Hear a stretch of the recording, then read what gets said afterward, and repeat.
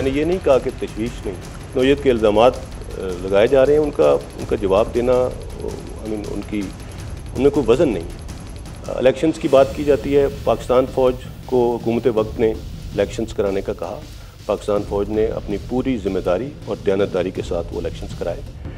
उसके बाद अगर किसी को उसके ऊपर किसी किस्म की कोई शक है, कोई प्रॉब्लम है, तो पाकिस्तान के तमाम इदारे अपना काम कर रहे हैं। जो भी बातचीत इस ज़मन में की गई है, मेरे ख्याल में हुकूमत पाकिस्तान ने उसका बहुत अच्छे तरीके से जवाब भी दिया है और उसको टैकल भी कर रही है। सो फ़ौज को सियासी मामलात में ना आने की ज़रूरत है और ना ही सियासी मामलात में घसीटने की कोशिश करनी चाहिए। अगर आपने रेफ़र किया कि कोई बैकडोर कॉन्टैक्ट कोई फ़ौज का कोई है, एब्सोल्युटली नॉट। मुझे उसकी कोई वजह नज़र नहीं आती पिंडी आने की। इफ़ एट ऑल वो आना चाहते हैं तो हम इंशाल्लाह उनको चाय पानी पिलाएंगे, अच्छा उनको लुक आफ्टर करेंगे।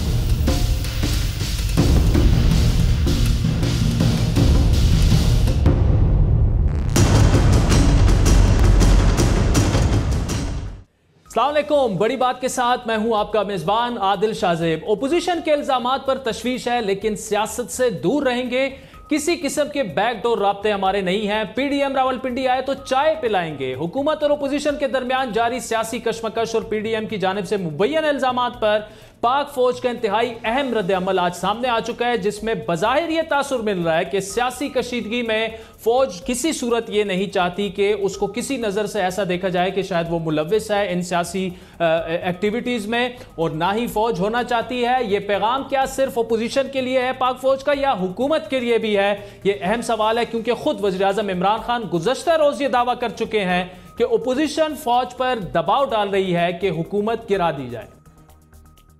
जो पाकिस्तान फ़ौज के ख़िलाफ़ ज़बान इस्तेमाल कर रहे हैं, ये पाकिस्तानी फ़ौज को ये कहने की कोशिश कर रहे हैं कि आप एक इलेक्टेड गवर्नमेंट को गिरा दें, और फिर ये साथ कह रहे हैं कि अगर पाकिस्तानी फ़ौज नहीं गिराती तो फ़ौज को कह रहे हैं कि जनरल बाजवा को गिरा दें।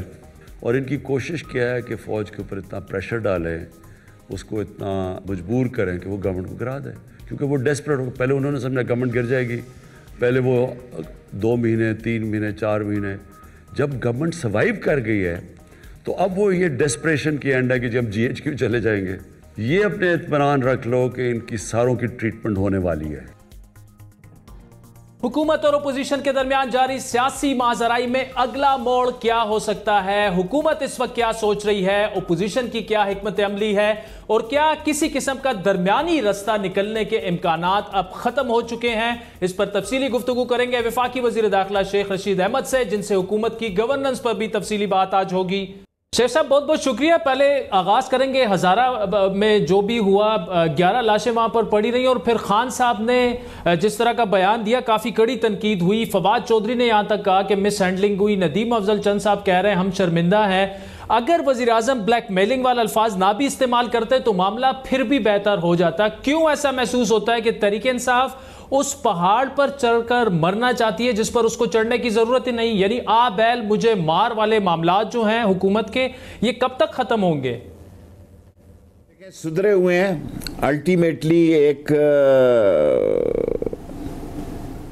जब मैं गया था तो जो जहां के जो मसाइल थे वो मैं शेयर नहीं कर सकता, और अगर प्राइम मिनिस्टर का वहां जाना, पहले दिन ही प्राइम मिनिस्टर तैयार थे, वहां हालात नहीं थे, हालात बनाने पड़े, और हालात बनाते हुए कुछ टाइम लगा, और उसमें जो कुछ उन्होंने कहा उसकी काफ़ी लोगों ने क्लियरेंस दे दी है। मैं तो आपसे कोई नई बात करने के लिए आपको इंटरव्यू दिया है, मैं पुरानी बातें करने के लिए आपको इंटरव्यू नहीं दिया। उन्होंने कहा कि वो मैंने पीडीएम के लिए कहा। नहीं, शेख से नई बातें भी पूछेंगे, देखिए, लेकिन सवाल करने का मकसद ये है कि क्यों अभी तक ये महसूस हो रहा है कि तहरीक इंसाफ अपोजिशन के मोड में है, अभी तक हुकूमत करने के मोड में अभी तक नहीं आई। 2.5 साल गुजर चुके हैं हुकूमत में आपके। देखिए, फर्स्ट क्लास हुकूमत हो रही है। इलेक्शन वो लड़ने जा रहे हैं। जिस असम्बली पे वो कहते थे ये नाजायज़ असम्बली है, इस असम्बली में हम पहले दिन इस्तीफ़ा देना चाहिए था। मौलाना साहब चीख रहे हैं, चिल्ला रहे हैं, बोल रहे हैं कि हमें इस असम्बली से पहले दिन ही इसमें नहीं जाना चाहिए था। खुद फजलुर रहमान ने उसी असम्बली में सदर का इलेक्शन लड़ा। आज नॉमिनेशन हो रही है उनके कैंडिडेटों की। मेरा मतलब है कौन रिट्रीट हो रहा है? गवर्नमेंट तो आगे बढ़ रही है। सेनेट के इलेक्शन लड़ने जा रहे हैं ये लोग। इस्तीफे नहीं दे रहे। देखिए ना, हुकूमत को तो टफ टाइम देना अपोजिशन का काम है, वो कर रही है, लेकिन क्या हुकूमत अपना सिलसिला आगे लेके जा रही है? डिफीट किसको हो रही है? डिफीट पीडीएम को हो रही है। अपने इशू से पीडीएम पीछे हुई है। 2 आदमियों का इस्तीफा भेजा कि जाओ और मुंह पे मार दो। मुंह पे मारने की बजाय उन्होंने सर पे रख के वापस ले आया कि जी हमने नहीं मुंह पे मारना। देखिए ना, बात आप वो करें जो ऑन रिकॉर्ड है। ऑन रिकॉर्ड ये है, इन्होंने कहा कि ये नाजायज असम्बलियां हैं। मैं वो लफ्ज़ नहीं बोलना चाहता जो लफ्ज़ बोला गया। आज उस असम्बली में क्यों आ रहे हो इलेक्शन लड़ने के लिए? और जब इलेक्शन हिस्सा लेके मार्च में आप इलेक्शन लड़ेंगे तो वो पागल तो नहीं होंगे जो मुंतखब होंगे और उसके बाद रिजाइन कर देंगे? ऐसा नहीं होगा। और जिसको आप इलेक्शन कमीशन के सामने एतराज करने जा रहे हैं उसमें तो उन्होंने 40,000 अपने डोनर्स के नाम दिए। नाम नहीं आए तो आपके नहीं आए हुए। वो एक ही डोनर है नवाज शरीफ और एक ही डोनर है फॉरेन फंडिंग केस की बात करें जरदारी साहब। सो आप कौम को हकीकत बताएं। हकीकत ये है कि ना ये इलेक्शन कमीशन के चेयरमैन थे उस वक्त, ना ये इन्होंने इलेक्शन कराया। और आप जो कह रहे हैं कि जनाब हमने इन्होंने फंड रेजिंग का मसला हुआ, फंड रेजिंग का सारा डेटा और ए ग्रेड किस्म के जो ऑडिट वाले हैं उनसे ऑडिट करा के दिया। आपने तो ऑडिट भी नहीं कराया हुआ। ये ना हो उसकी बजाय आप फंस जाए। ठीक, अच्छा, चूंकि आपने पीडीएम की बात शुरू कर दी है तो आप ये कहा करते थे कि जरदारी साहब तो वैसे ही माने हुए हैं, लेकिन अब ऐसा लग रहा है, कुछ खाल खबरें भी हैं कि ना सिर्फ जरदारी साहब माने हैं बल्कि उन्होंने नवाज शरीफ साहब को भी थोड़ा बहुत मनवा लिया है। और ये भी कहा जा रहा है कहीं दुबई में मुज़ाकरात भी हुए हैं। और उसमें अहम बात यह कि जब ओपोजिशन नाम लेती थी जनरल बाजवा साहब का, जनरल फैज साहब का नाम लेना भी अब वहां पर भी खामोशी आ गई है। ऐसा तो नहीं है कि कुछ ना कुछ तय हुआ है and the government should be worried? पीछे कौन हुआ है? तय कुछ नहीं पाने लगा। पीछे कौन हो रहे हैं? दुबई में हो रहा है, मलेशिया में हो रहा है, हांगकांग में हो रहा है। आपको अगर दिन में ख्वाब आ रहे हैं इसका तो कोई हल नहीं है। इमरान खान ने कहा मैं हुकूमत छोड़ दूंगा, असम्बली तोड़ दूंगा। और सॉरी, मैं वापस लेता हूं ये लफ्ज, ये ना हो कि आप इसको जारी ना करें कि मैं हुकूमत छोड़ दूंगा लेकिन मैं इनके साथ जो है नहीं वो मामलात नहीं करूंगा। शेख साहब बात यह कि ख्वाब नहीं आ रहे, खबरों की बुनियाद पर, कुछ इतलात की बुनियाद पर आपसे सवाल पूछा था। मामलात जो हैं वो इमरान खान साहब ने तो तय नहीं करने। लेट्स बी वेरी ऑनेस्ट, आप मुझसे अच्छी तरह जानते हैं किसी और ने तय करने हैं। खान साहब को तो शायद पता ही नहीं है कि क्या हो रहा है अंदरूने खाना पिछली बैकडोर पे। मामलात इमरान खान ने भी तय करने हैं। मामलात इमरान खान ने भी तय करने हैं। मामलात अल्टीमेटली ये कहते हैं हमने इमरान खान से बात नहीं करनी। आपको इमरान खान से बात जो है, फैसला इमरान खान का चलना है। बातें आप जहां मर्जी करते रहे, जिस मर्जी से करते रहे। ठीक, चले शेख साहब, ये तो आपने बड़ी स्टेटमेंट दे दी है कि जहां कहीं ओपोजिशन का कुछ तय पाए या जिससे भी मुज़ाकरात हो, लेकिन फैसला इमरान खान ने करना है।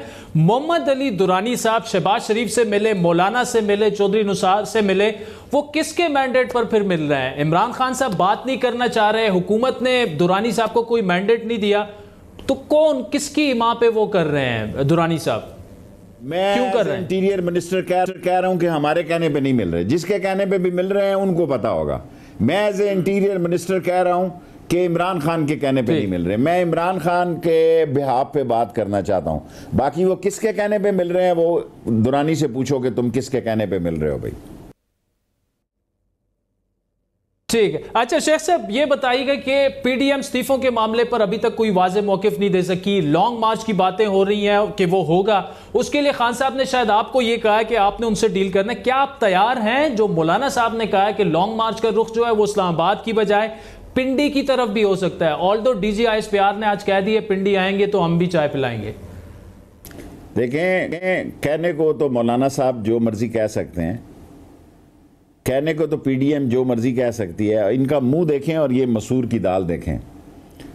ये इस्लामाबाद आएंगे, आए बड़े बिस्मिल्लाह करके आए और कंपनी की मशहूरी के लिए। देखें ना, बैंकर आप यही सवाल करेंगे जी वो उधर जा रहे हैं just to create a panic.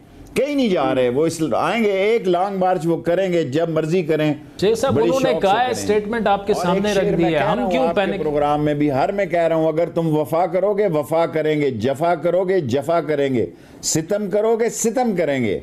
हम आदमी हैं तुम्हारे जैसे पीडीएम साहब, जो तुम करोगे वो हम करेंगे। अगर कानून के अंदर रह के जो करोगे फबया बिस्मिल्लाह, अगर कानून को हाथ में लोगे तो कानून के भी हाथ हैं। शेख साहब, जबरदस्त शेर आपने कहा। कल खान साहब ने यह कहा कि जिसने भी फौज के खिलाफ बयान दिया उसका बंदोबस्त होगा। क्या इसका मतलब यह कि पीडीएम की जो लीडरशिप बयानात जलसों में दे चुकी है उनके खिलाफ कोई मुकदमात पाइपलाइन में है? क्योंकि आप इंटीरियर मिनिस्टर हैं, आप डील कर रहे हैं सब कुछ। कोई पाइपलाइन में नहीं। मुफ्ती कफ़ायत ने बयान दिया, उसको पाइपलाइन, उसको उस पे इंटीरियर मिनिस्ट्री ने केस दिया, केपीके में केस भेजा है।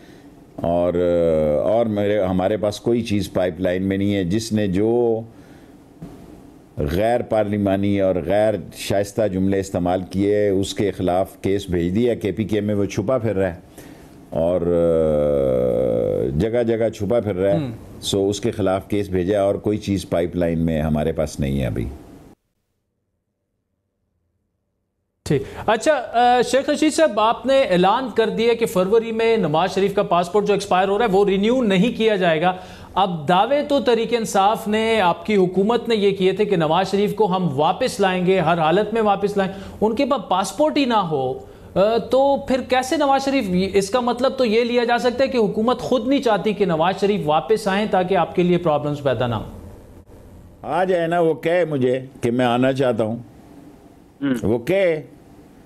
अभी तो 16 फरवरी बड़ी दूर है, वो एक परमिट भी जारी हो जाता है। आए तो सही ना, वो तो भागे हुए हैं, अदालत के भगोड़े हैं वो तो। देखिए ना, जो शख्स अदालत से भगोड़ा हुआ है उसका आप केस लड़ रहे हैं, 16 फरवरी इन्फॉर्म कर दिया है, आज अभी 1 महीना पड़ा है।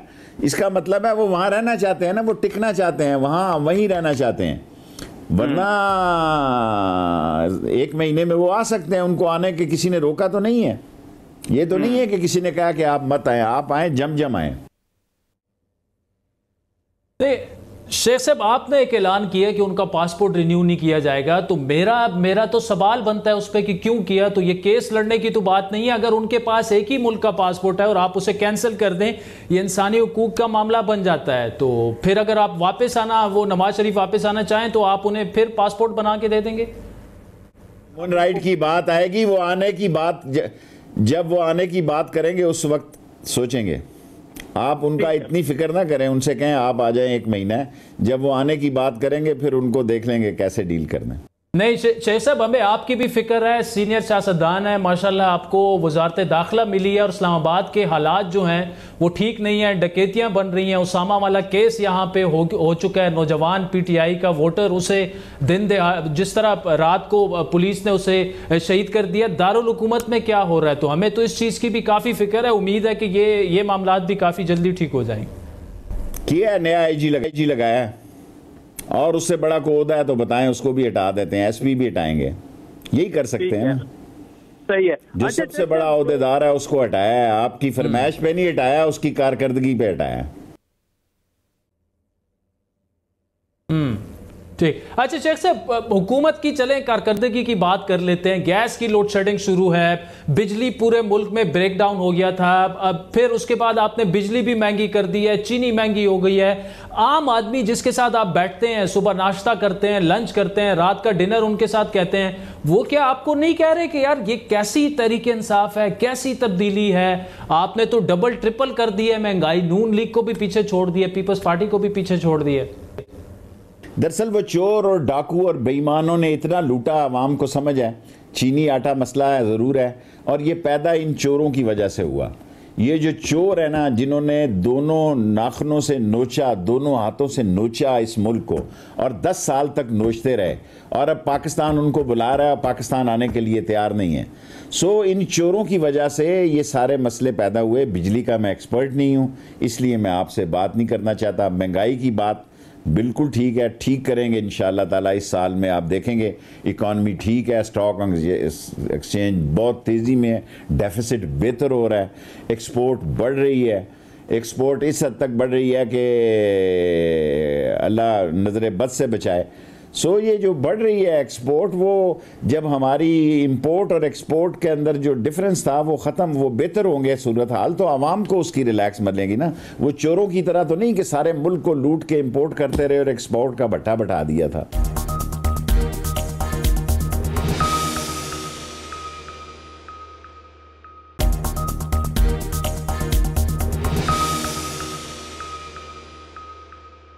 शेख साहब, ये जो चोर डाकू हैं, 3 सालों से हुकूमत ने रिट लगाई हुई है कि जी सारे जो भी आपसे परफॉर्मेंस रिलेटेड सवाल होता है जी वो लूट गए, वो खा गए, लेकिन इन चोर डाकुओं से जो आपके बकौल हैं उनसे कितनी रिकवरी हुई है? एक बंदे का नाम दिखा दे। ब्रॉडशीट वाला मामला है, पाकिस्तान को 4.5 अरब रुपए का 4.5 अरब रुपए का चूना लग गया। इतने तो नवाज शरीफ के फ्लैट्स नहीं थे वहां लंदन में। देखें, आप अपना वक्त ज़ाया ना करें ना, अच्छे सवाल पूछें। आज उसका जवाब बहुत अच्छा दिया है शहजाद अकबर साहब ने, पूरी प्रेस कॉन्फ्रेंस की है, उससे क्लिप ले लें, मुझसे बात पूछें सियासी कोई। ठीक, चले सियासी भी शेख साहब पूछ लेते हैं, लेकिन हुकूमत की परफॉर्मेंस से, आप वजीर दाखिला हैं तो सवाल तो बनते हैं आपसे। अच्छा, आपने ये कहा था कि नून से शीन निकलेगी, लेकिन इस वक्त ये लग रहा है कि दोनों भाई यकजान दो कालिब हैं, अभी तक उनकी कोई रिफ्ट आपस में सामने नहीं आई है। तो ये जो आपने पेशन गोई की थी वो क्या कबल अज़ वक्त कर दी थी आपने? मैं आपकी ख्वाहिश पे खबर तो नहीं बता सकता, मैं अपनी बात पे कायम हूँ। देखें ना, आपकी ख्वाहिशों पे तो नहीं मैं बयान दे सकता ना। क्या समझते हैं लोग के शहबाज शरीफ और नवाज शरीफ? आपने खुद बयान दिया था कि नून से शीन निकल रही है शेख साहब। मैं सिर्फ शहबाज शरीफ की सियासत और मरियम बीबी की सियासत एक पेज पे नहीं है, आपको भी पता है। सिर्फ कंपनी की मशहूरी के लिए सवाल ना करें, कवाल हकीकत के लिए करें। हकीकत ये है कि जब रेजिग्नेशन का वक्त आया, मैं अपनी बात पे कायम हूँ। आगे देखें, वहाँ से शेरानी नहीं निकला, यहां से भी निकलेंगे। वक्त तो आने देना, अभी जल्दी कोई नहीं है, अभी जल्दी कोई नहीं है ना। पहले उन्होंने 31 दिसंबर के ही उनके क्लिप दिखाए ना मेरे इंटरव्यू में कि 31 दिसंबर को आर पार हो जाएगा। अब तो पता नहीं कौन सा दिसंबर होगा, कौन से साल का दिसंबर होगा। वो बताए ना कि 8 तारीख को आर पार हो जाएगा। लेकिन मैं तो एक गवर्नमेंट वर्शन देने के लिए आपके सामने हूं ना। वो जो आर पार कह रहे थे, ना आर हुआ ना पार हुआ, ना हाथ आसमान पे लगे ना पांव जमीन पे लगे। तो शेख साहब, आपकी अपनी स्टेटमेंट थी, नून से शीन निकल रही है, आप हुकूमत को रिप्रेजेंट कर रहे हैं, तो जाहिर बात है आपसे यही सवालात हम कर रहे हैं। और आर पार वाले जो सवालात हैं, आप बेफिक्र रहें, ब्रेक के बाद शायद खकान भाई साहब ज्वाइन करेंगे, उनसे ये सारे सवालात पूछेंगे। आपसे आपके ही हवाले से सवालात हो रहे हैं। इंशाअल्लाह निकलेगी, डिजिग्नेशन का वक्त आने दें।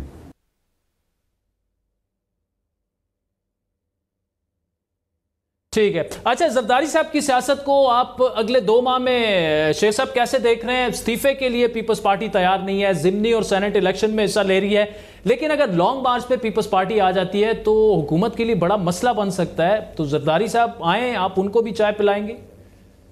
नहीं, मेरा ख्याल है लॉन्ग मार्च तो 3 चीज़ें मैं पहले कह चुका हूँ। ज़िमनी इलेक्शन में हिस्सा लेंगे, सेनेट में हिस्सा लेंगे, इस्तीफे नहीं देंगे, लॉन्ग मार्च ये करेंगे। तो कर लें जी, क्या है, करें।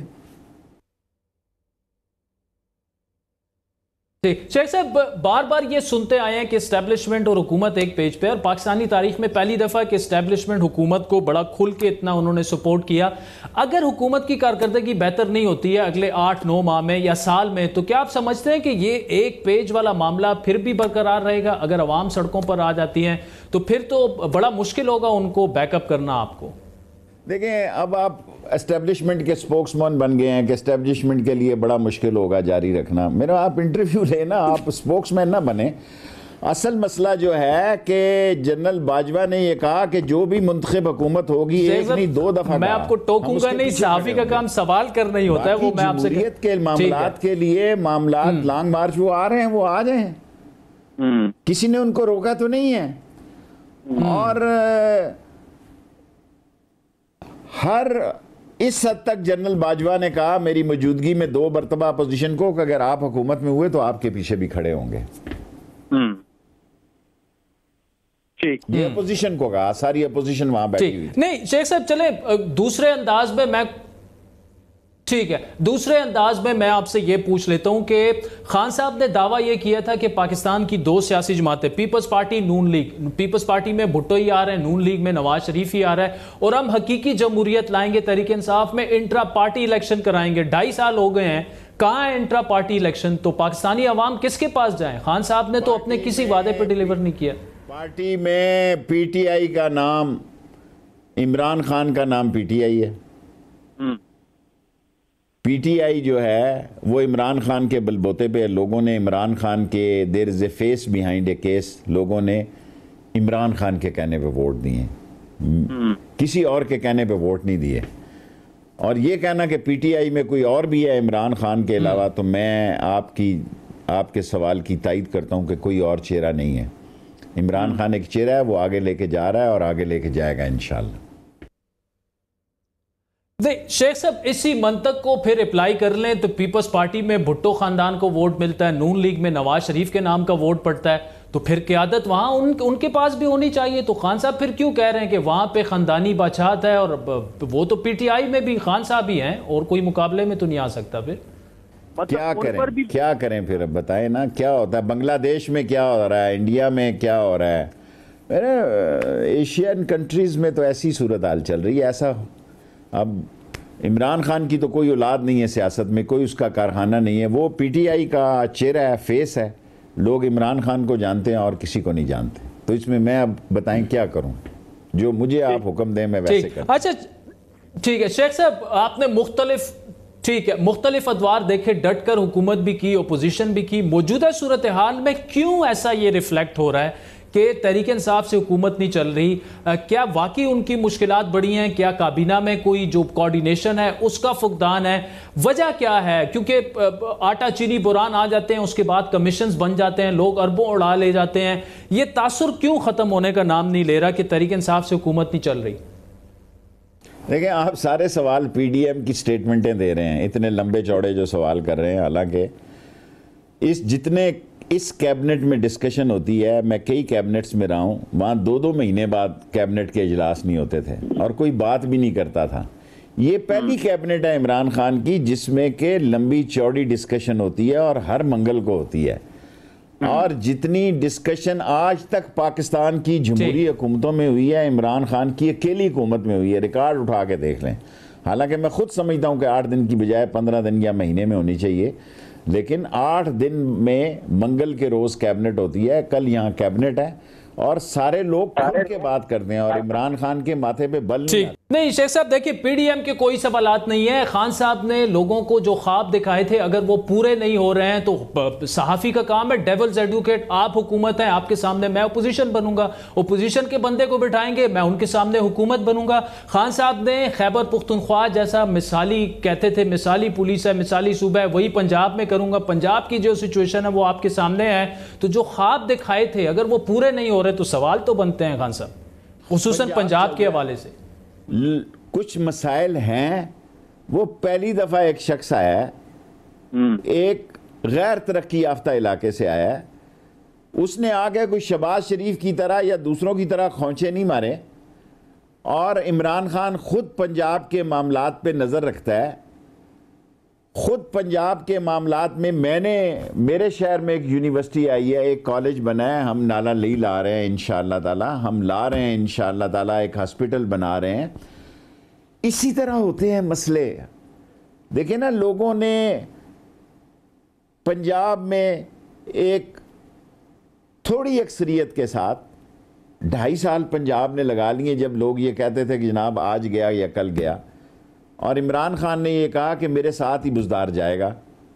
जब मैं और बुज़दार इकट्ठे हैं और वो साबित हो गया कि वो इकट्ठे हैं, और इंशाअल्लाह ताला इमरान खान भी 5 साल पूरे करेगा। और अल्लाह को पता है जो मसले मसाइल हैं, और बुज़दार भी टाइम पूरा करेगा। ठीक। अच्छा शेख साहब, सेनेट के इंतखाबात जो हैं वो शो ऑफ हैंड से होने चाहिए या आप समझते हैं खुफिया बैलेट से होने चाहिए? इस पे बात करूं तो कल आपको सुप्रीम कोर्ट बुला ले तो ठीक है, मुझे तो ना बुलाए। कल तारीख है, फिर मेरा मतलब है इतना तो आपको इल्म होगा अगर आप चाहते हैं कि मुझे चीफ जस्टिस साहब सुबह बुला लें कि सेनेट पे मैंने बयान दे दिया है, अब केस की इजरा जारी है और आज बहस हो चुकी है और 13 को फिर बहस है। नहीं शेख साहब, अल्लाह ना करे आपको इस केस पे बुलाएं, लेकिन एक ओपिनियन तो आपका हो सकता है, बाकी वज़रा भी उस पर बात कर रहे हैं और आप जैसे वजीर बड़े अच्छे तरीके से मीडिया को हैंडल कर सकते हैं, तो इस कॉन्टेक्स्ट में मैंने आपसे पूछा। देखें, आप गुजारिश ये है कि आज 11 तारीख केस लग गया, एक केस लगे हुए पे आप मुझसे तबसरा करवाना चाहते हैं। आप खुद ज़रा पढ़े लिखे आदमी हैं, एंकर हैं इतने सीनियर, आपको ये पता होना चाहिए कि 13 तारीख पड़ गई है उसकी, और जो फैसला सुप्रीम कोर्ट करेगी हमें कबूल है। शो ऑफ हैंड करे कबूल है, शो ऑफ हैंड ना करे वो भी कबूल है। मेरा जवाब ये है कि शो ऑफ हैंड करे तब भी कबूल है, शो ऑफ हैंड ना करे तब भी। चलें ठीक है शेख साहब, अगर इस पर आप जवाब नहीं देना चाहते, जो खान साहब का और पीडीएम का मैच चल रहा है शेख साहब, उसमें 2.5 सालों में अगर देखें तो पीडीएम ने, ओपोजिशन ने अभी तक कोई खास नुकसान नहीं पहुंचाया खान साहब को। खान साहब और उनकी अपनी टीम जो है वो खुद ही पर गोल करती आई है अब तक। तो ये 2.5 सालों में खुद पर गोल क्यों करते आए हैं, और अब क्या ये सिलसिला स्टॉप हो जाएगा? ये तो मान लें कि अब तक इन्होंने खुद ही अपने आप को नुकसान पहुंचाया, ओपोजिशन ने नहीं पहुंचाया इतना। लोग इमरान खान को अपोजिशन भी समझ नहीं सकी, छोटी मोटी ऊंच नीच हो जाती है, लेकिन बाज़ मामलात ऐसे होते हैं कि जो 2-2.5 साल में जितना इमरान खान ने सीखा है, मेरा ख्याल है किसी और ने नहीं सीखा होगा। और काफ़ी सारे लोग मीडिया में, अब तो सियासत ही सारी मीडिया है, मैं क्यों अवॉइड कर रहा हूँ अब, क्योंकि लड़ाई तो सारी, देखो ना, मैं कहूँ कि मैं 1 लाख के जलसे से खिताब कर रहा हूँ, अगर मेरा कट लग रहा है तो मैं 100 के जलसे से भी खिताब कर रहा हूँ तो ठीक है, क्योंकि मेरी बात पाकिस्तान में जा रही है। So Imran Khan is trying his best और इंशाअल्लाह ताला वो 5 साल पूरे करेगा, मेरे मौला को मंजूर हुआ, और अपोजिशन को, पीडीएम को शिकस्त देगा। आए अब सवाल जो अच्छा शेख साहब, बसीयत सीनियर सियासतदान, आप खुद कितने मुतमिन हैं? मैं बतौर पीडीएम या किसी और का मैं सवाल नहीं कर रहा, क्या ऐसी चीज़ें हैं जो कि बेहतर हो सकती थी इन 2.5 सालों में हुकूमत की? मैं इसलिए नहीं कह रहा कि मैं एक 15वीं वजारत कर रहा हूँ, मैं एज ए पॉलिटिकल वर्कर कह रहा हूँ। चोर और डाकू और लुटेरे जिस तरह ख़जाना छोड़ कर गए थे, जिस तरह वो नोच के गए थे ख़जाने में, इससे अच्छी हुकूमत नहीं चला जा सकती थी जो इमरान खान चला रहा है। ठीक है, इसमें शेख साहब ज़िंदी सवाल ये बढ़ता है कि जो चोर डाकू और माफिया हैं वो आपकी काबीना में भी बैठे हैं, कुछ अभी तक हुआ नहीं है उनके खिलाफ कोई रिकवरी, गिरफ्तारी, जिस पर इमरान खान ने अपना बयानिया खड़ा किया था। मैं सिर्फ उसी कॉन्टेक्स्ट में आपसे सवालात पूछ रहा हूं सारे। पहली दफ़ा चोरों लुटेरों में बचाए नमूने के तौर पर भी डाला ना आपने। अगर ज़िमनी सवाल भी रखने हैं तो हाथ पड़ा है, हाथ डालना मामूली बात नहीं है इन लोगों पर, इन लोगों पर हाथ डालना भी मामूली बात नहीं है। इंशाअल्लाह ताला वो वक्त आएगा कि इन लोगों से माल भी वसूल होगा, उम्मीद रखनी चाहिए। और रास्ता जो है इमरान खान का, वो एहतसाब का रास्ता है, वो रास्ता जो है वो इनके आगे सरेंडर ना करने का और चोरों और लुटेरों के सामने किसी कीमत पर भी सरेंडर ना करने का फैसला है। कामयाबी अल्लाह देता है और उसको देगा। शेख साहब, आपने कहा कि खान साहब बहुत कुछ सीख रहे हैं, सीख चुके हैं, तो पाकिस्तान की वजारत उज़्मा की हम बात कर रहे हैं, क्या वो एक ऐसे शख्स को करनी चाहिए जो कि ऑन जॉब आके सीखे? यानी एक ड्राइवर ऐसी महंगी गाड़ी चलाए जिसे ड्राइविंग ही ना आती है और वो सीखते सीखते तो उसने गाड़ी का हशर कर देना है। उसको ड्राइविंग 2.5 साल में उसने की है और इन 11 के 11 लोगों को उसने फुटपाथ पे बिठाया हुआ है। और जो लोग ऐसे फुटपाथी सवाल करते हैं और ऐसी पीडीएम से बातें करते हैं और उनके स्पोक्स पर्सन बनते हैं, वो भी सारे शिकस्त खाएंगे इंशाअल्लाह ताला और इमरान खान आगे। चलें, शेख रशीद अहमद साहब, thank you so much for joining us. Sajid, Sheikh साहब सीनियर सियासतदान है, उनका तफसीली इंटरव्यू आपने सुना। उन्होंने कुछ सवालात के जवाब पर एतराज़ात उठाए कि जी कुछ में उन्होंने ये कहा कि मैं अपोजिशन यानी पीडीएम बनकर उनसे सवाल कर रहा हूँ। बतौर सहाफ़ी मेरा काम सवाल ही करना है, हुकूमत से ओपोजिशन बनकर और ओपोजिशन से हुकूमत बनकर। यानी क्रिकेट की इस्तिलाह में अगर बात करें तो एक बॉलर मदे मुकाबिल बैट्समैन को सिर्फ अगर फुल टॉस ही कराता रहे, आसान सवाल करता रहे, तो बैट्समैन हर गेंद अपनी मर्जी से जो है वो खेलता रहेगा, छक्के मारता रहेगा और उससे फिक्स मैच जो है वो समझा जाता है। हैरानी इस बात की है कि यहाँ हुकूमत से सवाल करने पर ओपोजिशन के साथ मिलने के ताने और ओपोजिशन से सवाल करने पर हुकूमती सहाफ़ी जो है वो बनने के हमें ताने ताने मिलते हैं, लेकिन इस दौर में यह कोई नई बात नहीं है। हमारा काम सवाल करना है और वो बड़ी बात में हम करते रहेंगे। वक्त हुए चाहता है एक ब्रेक का, जिसके बाद इसी किस्म के तल्ख सवालात शाहिद खाकान अब्बासी, नून लीग के रहनुमा, साबिक वज़ीर आज़म हैं, लंदन से हमें ज्वाइन करेंगे, उनके सामने रखेंगे। हमारे साथ रहिए।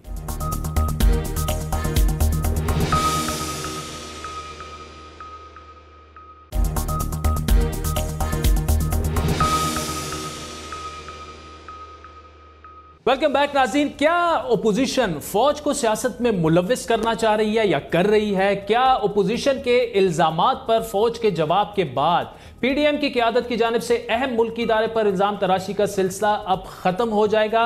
पाक फौज की जानिब से आज वाज़े किया गया कि वो इल्जाम तराशी पर तशवीश के बावजूद सियासत से दूर रहेंगे और इस तासुर की भी नफी की गई कि मौजूदा सियासी तनाजुर में फौज की जानिब से किसी किस्म के बैकडोर राब्ते या कोई किरदार जो है वो अदा किया जा रहा है। इन्हीं तमाम मामलात पर बात करेंगे साबिक वज़ीर आज़म पाकिस्तान और नून लीग के सीनियर नायब सदर शाहिद खाकान अब्बासी से, जो इस वक्त लंदन से हमारे साथ मौजूद हैं। आप इस वक्त लंदन में मौजूद हैं। पहले तो ये बताइएगा कि क्या कुछ मुलाकातें तो वहां पे मुश्किल है कोविड की वजह से और प्रोटोकॉल्स की वजह से, फोन वगैरह पे नवाज शरीफ साहब से और उनकी फैमिली से कोई बातचीत हुई, सियासी मामलात पर गुफ्तगू हुई? कब तक इरादा है वतन वापसी का आपका? फोन पे तो बातचीत होती रहती है। मेरी कल की फ्लाइट थी, लेकिन यहाँ कोई इजाफी कोविड के टेस्ट की रिक्वायरमेंट हो गई है, तो कल वो टेस्ट करवाया है। अभी उसकी रिपोर्ट आ जाएगी तो आज रात को मैं इंशाल्लाह वापस आ जाऊंगा जी। आज रात की फ्लाइट लेनी है तो मियां साहब से। अच्छा भाई साहब, अगर फोन पर बात हुई है तो जो मुल्क में सियासी मामलात चल रहे हैं उस पर नवाज शरीफ साहब से कोई आपकी मुशावरत हुई है, कोई बातचीत हुई है तफसीलन? नहीं, मुशावरत तो होती रहती है, कोई इजाफी बात ऐसी खास नहीं हुई। बातचीत तो पाकिस्तान से भी होती रहती है जब भी जरूरत होती है, तो कोई ऐसी इजाफी बात नहीं है जो आपको मैं बता सकूं। ठीक।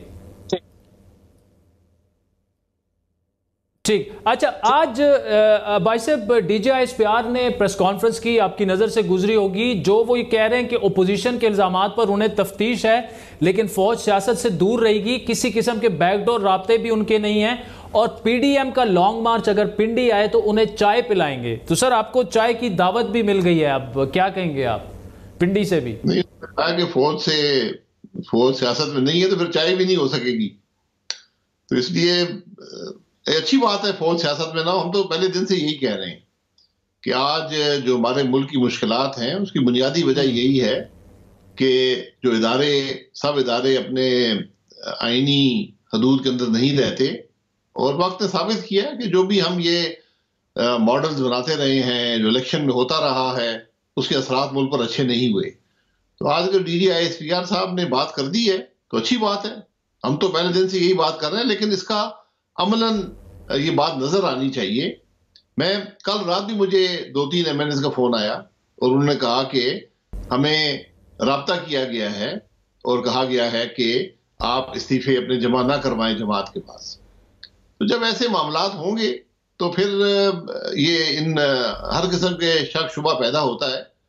हमेशा एक लंबा अरसा पाकिस्तान में फौज हुकूमत में रही है, उसके असरात हैं, लेकिन शायद इन 2.5 सालों ने यह साबित कर दिया है कि वो असरात मुल्क के लिए मुज़िर ही साबित हुए हैं।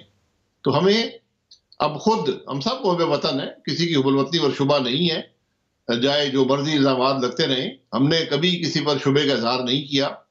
लेकिन आज हकायक जो हैं, जो ज़मीनी हकायक जिन्हें हम कहते हैं, वो हमें ये बताते हैं कि अगर हम मुल्क को आइन के मुताबिक नहीं चलाएंगे तो हमारा मुल्क तरक्की नहीं करेगा। ये बुनियादी बात है। ठीक। अच्छा अब्बासी साहब, आपने कहा कि 3 जो ज़मीनी हकायक की आपने बात की, आप मुतमईन भी नजर आ रहे हैं कि जो DGISPR ने कहा, लेकिन फिर आप कह रहे हैं ज़मीनी हकायक कुछ और बता रहे हैं। 3 आपके MNS को कॉलें आई, तो ये किन की तरफ से ये कॉलें? क्या हुकूमत की तरफ से दबाव है कि इस्तीफा ना दें? देखिए, कॉलें इंटेलिजेंस के इदारे ही करते हैं, वो लोग बताते तो नहीं है, लेकिन सबको मालूम होता है कि कौन शख्स बात कर रहा है, क्यों बात कर रहा है। ये रोजमर्रा का मामूल सा बन गया है सियासत में, इसको खत्म होना चाहिए। तो मैं DGISPR की बात पे यकीन करना चाहता हूं, लेकिन ये बातें अमलन हमें नजर आनी चाहिए कि वाकई मुल्क से के अंदर जो असरात सियासत पर गैर आईनी हैं वो खत्म हो चुके हैं। ये जब तक हम ये नहीं करेंगे तो मुल्क तरक्की नहीं करेगा। ये सिर्फ प्रेस कॉन्फ्रेंस से बात नहीं बनेगी, अमलन भी इस पर अमल होता नजर आना चाहिए। तो अब ऐसे अमल से आपकी क्या मुराद है? क्या आपका मकसद ये है कि अगर पंजाब असम्बली में कोई तहरीक अदम एतमाद आए, कौमी असम्बली में आए, तो जो इदारे हैं, जो इस्टेब्लिशमेंट है, वो बिल्कुल साइड पे रहे और इनका साथ ना दे? क्या let's talk in blunt words, किस तरह अमल आपको चाहिए? क्योंकि हुकूमत तो इमरान खान साहब चला रहे हैं, बाकी तो हुकूमत में तो कोई इस्टेब्लिशमेंट नहीं है ना। खान साहब मैं यही पूछूंगा कि वाकई वो चला रहे हैं? वो तो जिम्मेदारी कबूल करने को तैयार नहीं है।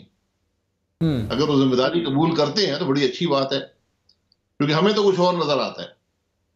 हम तो रोज जो मामला देखते हैं वो तो इस बात की निशानदेही नहीं करते।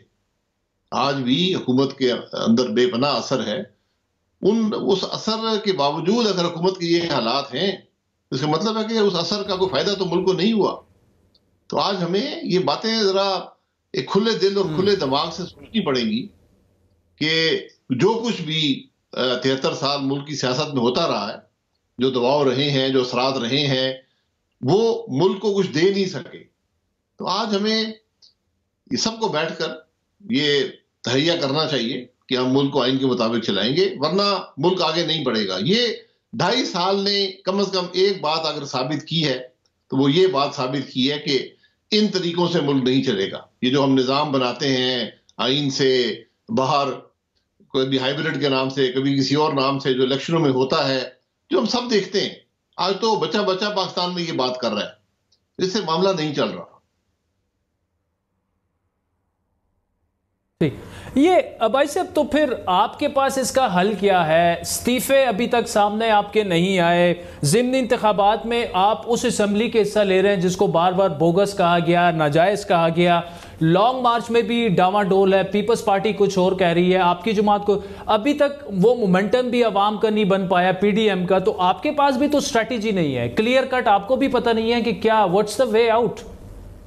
देखिए, हमारा मौक़िफ़ बड़ा वाज़ेह है कि मुल्क आइन के मुताबिक अगर नहीं चलेगा तो मुल्क तरक्की नहीं करेगा। जो कुछ होता रहा है माजी में, उसने मुल्क को नाकामी ही दी है। ये बात तो वाज़ेह हो गई कि इस बयानिए पर पूरी पीडीएम मौजूद है। अब अवाम की मोबिलाइजेशन की गई है, जलसों से, रैली से। अब इसके बाद लॉन्ग मार्च भी होगा, इस्तीफे भी दिए जा सकते हैं, ये सारे ऑप्शन मौजूद हैं। हम तो ये कहते हैं कि आज जरूरत इस बात की है कि हम इतराफ करें कि ये मामला नहीं चल रहा, ये हुकूमत नहीं चल रही, मुल्क के मामलात नहीं चल रहे। हमें मुल्क की तरक्की के लिए जो एक्सपेरिमेंट्स हैं इनको खत्म करना चाहिए और अवाम को एक दफा फिर इज़हार राय का मौका देना चाहिए। ठीक, अच्छा भाई साहब, क्या ऐसा कोई सिलसिला बन सकता है अगले 1.5 से 2 महीने में? आप होता देख रहे हैं कि क्या पंजाब में कोई सेटअप की चेंज का हिस्सा बन जाए, नून लीग, तरीके अदम एतमाद आ जाए और फिर उसके बाद कौमी असम्बली में आ जाए? ऐसा कुछ होता देख रहे हैं या अभी तक आपका ये मौक़िफ़ है कि नो सेटअप, तब्दीली, कोई तरीके अदम एतमाद नहीं, नए इंतखाबात आएंगे? जी देखें, इस फरसूदा और इस नाकाम निज़ाम का हिस्सा बनने में कम से कम पीडीएम की कोई जमात इंटरेस्टेड नहीं है।